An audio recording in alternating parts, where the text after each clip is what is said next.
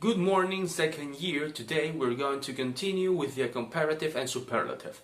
Remember that you have already covered the comparative and superlative adjectives with the videos of last week.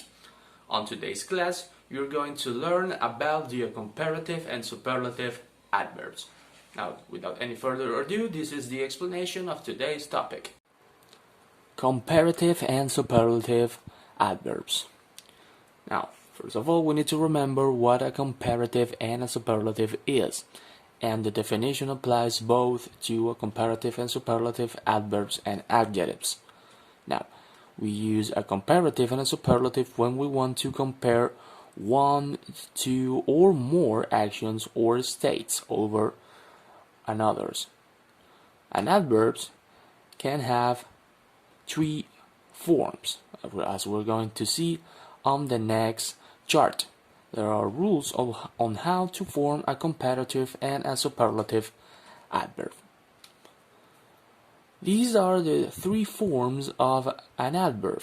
Then first we have the positive form that we use to describe a verb or another adjectives. For example, loudly, fast, and well. Then we have the comparative form, more loudly, faster, and better. On the next chart, we're going to see how we use these, or how we form these and these comparative and superlative adverbs. The examples: he sounds the bell more loudly than her. As we are seeing here, we are comparing two actions, and we are using the word than to compare those two actions, but we don't always have to use these words to compare something.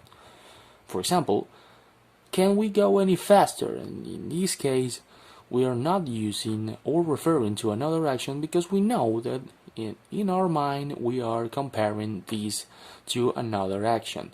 Same thing happened to the company performed better this year.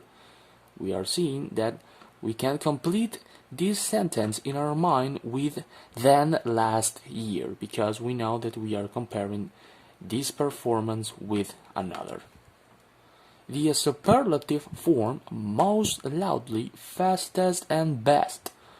The example: the first part sounds the most loudly. Now, the superlative are used to compare one action with the rest in the same category. Is the most or the worst? The first or the last? Is the first one? Is the we are comparing one over the others. Another example: we need the fastest people, and at last he was the best in that role. How to form a comparative and a superlative adverb. Now, for adverbs ending in ly, we only have to add more to form a comparative adverb and most to the superlative. For example, he drives more slowly than my grandma. As we're seeing, this is the comparative form. And the superlative form: my time passed the most slowly. This is the easiest way to form a comparative and a superlative adverb when they end in ly. Now, for the adverbs that has the same form as an adjective, we need to learn what those adverbs are.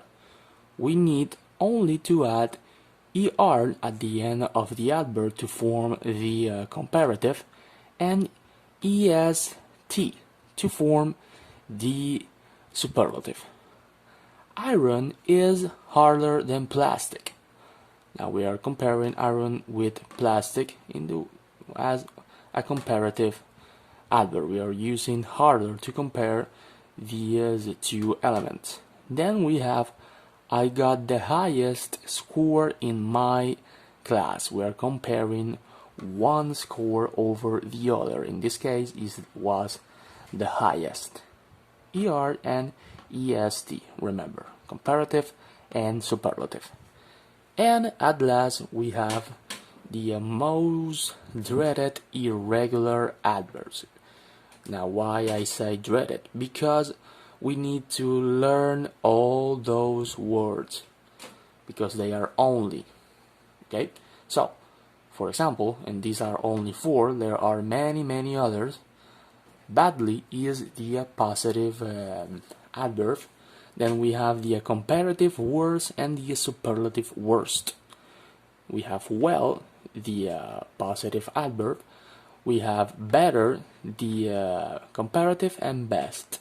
And the same with little, less, and least, and much, more, and much.